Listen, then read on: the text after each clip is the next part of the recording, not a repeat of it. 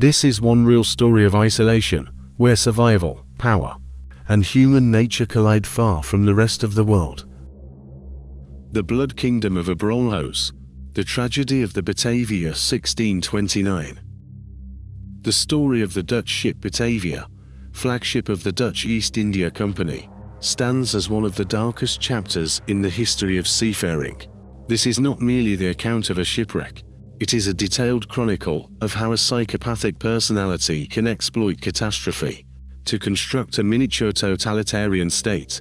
On June 4, 1629, the Batavia, sailing at full speed, struck a reef at dawn near the Houtman Abrolhos archipelago, roughly 60 kilometers off the coast of Western Australia. Of the 322 people on board, around 40 drowned almost immediately, attempting to swim to scattered fragments of land, barren limestone and coral islets. Commander Francisco Pelsaert and skipper Ian Jacobs soon realized that the islands offered neither fresh water nor sufficient food.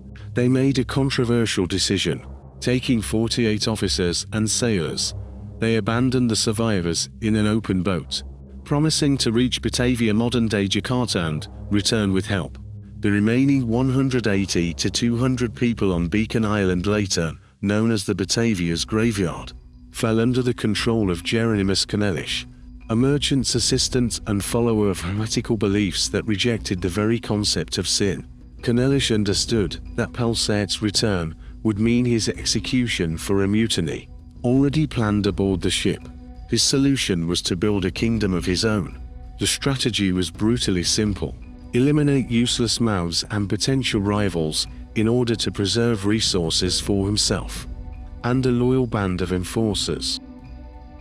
When Pelsaert returned 3 months later, aboard the rescue ship Sardam, Weeb Hayes reached him first and warned of the mutiny. Justice was swift. Canelish had his hands severed and was then hanged alongside his closest accomplices, directly on the islands where the crimes had taken place. The tragedy of the Batavia left behind more than bodies.